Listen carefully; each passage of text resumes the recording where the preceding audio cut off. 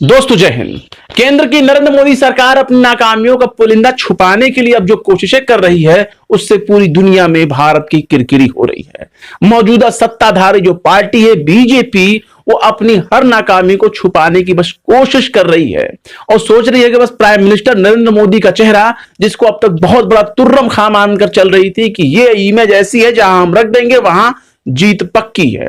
तो आपने देख लिया कि किस तरह से उन्हें बंगाल में नाकामियों का सामना करना पड़ा, उत्तर प्रदेश में पंचायत चुनाव का नाकामियों का सामना करना पड़ा, और अब हालात यह है कि इमेज बिल्डअप करने के लिए, इमेज सुधारने के लिए और फिर दोबारा जो है प्रोपेगेंडा क्रिएट किया जाना शुरू हो गया। वही हाल आपने देखा कि किस तरह से भारतीय जनता पार्टी की सरकार ने एक ऐसी पुलिस जिसका काम था आतंकवादियों से निपटना, आतंकवाद निरोधी दल की जो स्पेशल सेल थी दिल्ली पुलिस की, उसको ट्विटर के दफ्तरों पर भेजा गया और जिसके बाद अब पूरी दुनिया में भारत की किरकिरी हो रही है।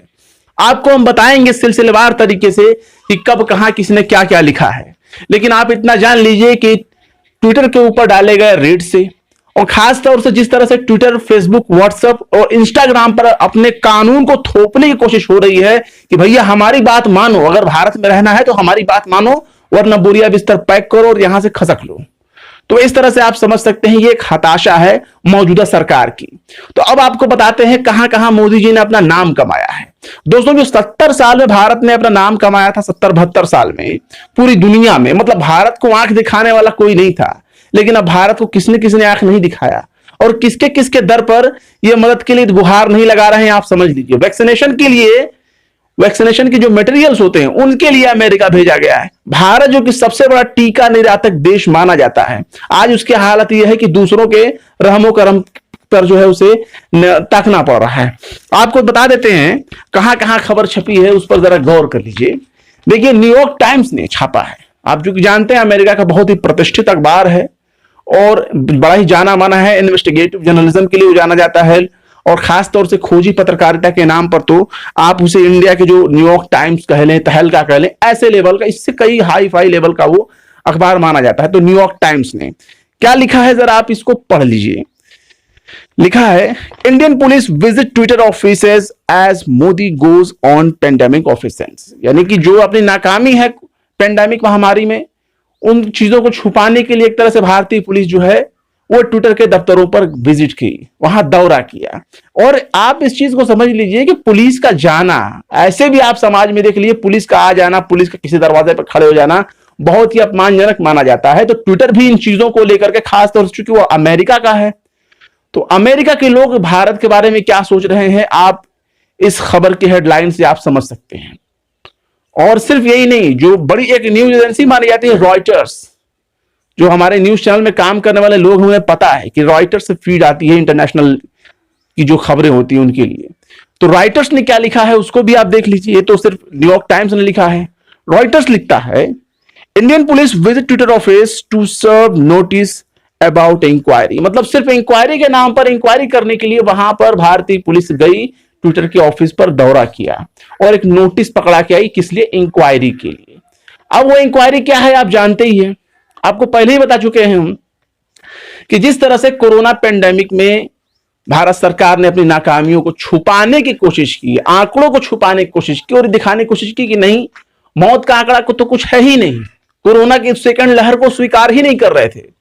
ये तो अब जाकर ये बातें क्लियर हो गई जब ये खासतौर से चुनाव दौरे चल रहे थे प्रधानमंत्री जी के। भारतीय जनता पार्टी जो है खूब बंगाल में दीदी ओ दीदी, दीदी ओ दीदी के नारे जो है लगा रही थी। तो ऐसे में ये एक हंसी का पात्र है कि जिस देश में इतनी बड़ी महामारी की दूसरी लहर वहां पे आई हो और वहां का खुद का वजीर आजम हो, वजीर दिफा हो, वहां के बड़े बड़े नेता हो, पूरा मंत्रालय, पूरा कैबिनेट ही जो है वो उन इलेक्शन वाले राज्यों में जाकर के अपना डेरा डंडा डाल लेते हैं। बड़ी शर्मनाक बात है ये कि जिस देश में इतनी बड़ी महामारी अपना कहर बरपा रही हो, वहां पे चुनाव हो रहे हैं, चुनाव के लिए बैठकें हो रही हैं दिन रात। अभी हाल ही में आपने देखा किस तरह से गुपचुप तरीके से जो है दिल्ली में बाकायदा बैठक हुई बीजेपी और आरएसएस समेत कई बड़े नेताओं की, और खासतौर से उसमें प्रधानमंत्री भी हमारे शामिल थे, गृह मंत्री भी शामिल थे। खबरें भी आपने हमारे देख चुकी, हम बता चुके हैं। तो इस तरह से क्या समझते हैं, क्या भारत में सिर्फ एक इमेज बिल्डअप करने का तरीका बस इलेक्शन रह गया है? मैं तो कहता हूं कि आप इमेज चमका कर क्या करेंगे? जब लोग नहीं रहेंगे तो आप किसके लिए इलेक्शन लड़ेंगे और किसके ऊपर राज करेंगे? हालात यह है कि लाखों लोगों ने अपनी जानें गंवा दी। हालात यह है कि गंगा में लाशें बह रही हैं और ये लाशें जो बह रही हैं, लाशों को प्रवाहित किया जा रहा है गंगा किनारे, जो एक एक 1.5 फुट जो है रेत में दफन किया जा रहा है, उसके ऊपर चुनरी उड़ा दी जा रही है भगवा कलर की, इसे राम चुनरी कहते हैं, पीले पीले और जो है नारंगी रंग की।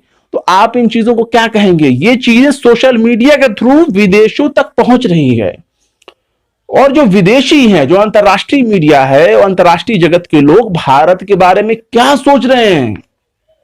आप तो विश्व गुरु बनाने चले थे, 5 ट्रिलियन का जो है इकोनॉमी खड़ा करने चले थे और आज हालत यह है कि माइनस में चले गए। बांग्लादेश कल का पड़ोसी आपका, जिसको भारत ने अपना सहयोग करके, इंदिरा गांधी ने अपना सहयोग करके उसको आजाद कराया पाकिस्तान से, वो आज भारत से कहीं ज्यादा अमीर हो चुका है, वहां की इकोनॉमी बहुत अच्छी चल रही है।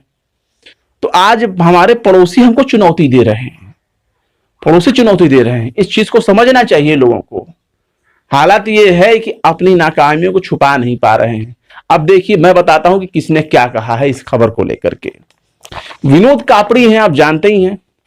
विनोद कापड़ी ने जो है इसी का स्क्रीनशॉट शेयर करते हुए ट्विटर पर लिखा है कि फिर से न्यूयॉर्क टाइम्स में तारीफ छप गई मोदी जी की।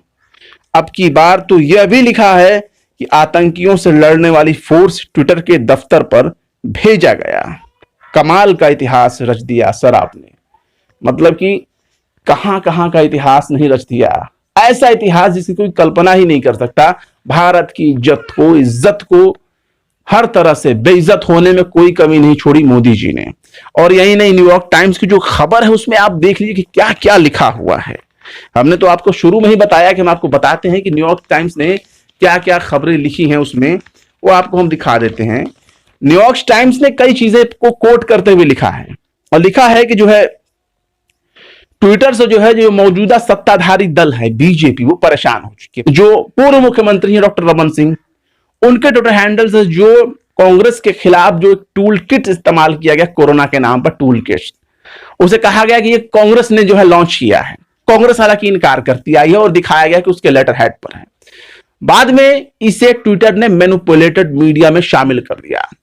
संबित पात्रा को तो आप जानते कितने लाडले प्रवक्ता हैं वो, उनके लेकर के बड़े बड़े कई मंत्री थे, कई संतरी थे, उन सबके जो है ट्विटर पर ये नोटिस लगा दिया, एक लोगो लगा दिया कि ये मैनिपुलेटेड मीडिया है। यानी कि अपने नकली फर्जी चीजों को मनवाने के लिए किस तरह से आप देख सकते हैं कि एक ऐसी फोर्स का, स्पेशल सेल का, दिल्ली पुलिस के, जिसका इस्तेमाल होता है आतंकवाद के मामलों को देखने के लिए, उस पुलिस को भेजा जाता है ट्विटर के दफ्तर पर और मीडिया के कैमरों के साथ भेजा जाता है। ये न्यूयॉर्क टाइम्स ने लिखा है।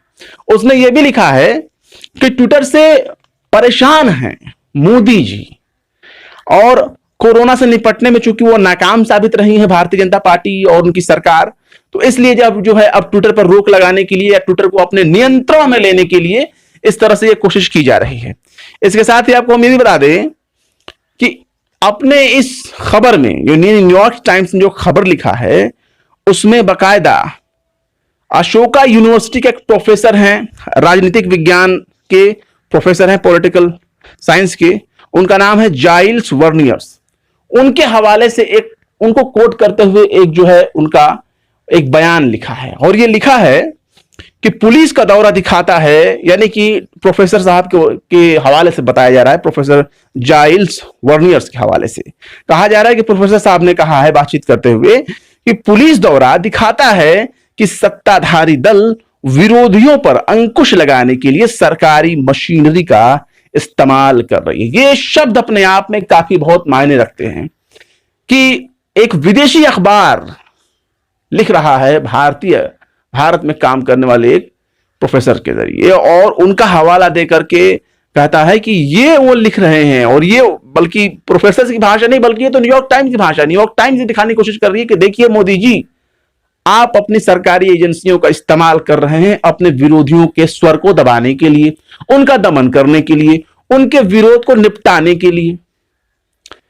तो इस तरह से भारत की छवि को बहुत बड़ा बट्टा लगाया जा रहा है और खास तौर से नरेंद्र मोदी जी को इसका पूरा क्रेडिट जाता है, क्योंकि इसके लिए तो पूरी तरीके से वही जिम्मेदार है, कोई और तो जिम्मेदार होगा नहीं, क्योंकि मौजूदा सत्ता इनकी है, भारतीय जनता पार्टी की। मोदी जी प्राइम मिनिस्टर हैं। अब इसके लिए कोई कमी होती है तो नेहरू को, इंदिरा गांधी को या और किसी को तो हम कोट नहीं कर सकते। तो मौजूदा सत्ता तो इसके लिए जिम्मेदार है। और जो किरकिरी भारत में हो रही है वो इज्जत 70 सालों से कमाई गई जो भारत की इज्जत है उस पर एक बहुत बड़ा बट्टा है। फिलहाल क्या सोचते हैं आप हमारी इस खबर के बारे में कमेंट बॉक्स में जरूर बताएं। वीडियो पसंद आए तो लाइक करें, शेयर करें और विभाग की निष्पक्ष स्वतंत्र पत्रकारिता को सपोर्ट करने के लिए आप हमारे यूट्यूब चैनल टाइम्स मेल को जरूर से जरूर सब्सक्राइब करें। फिर मिलते हैं किसी और वीडियो में एक नई खबर के साथ। जय हिंद।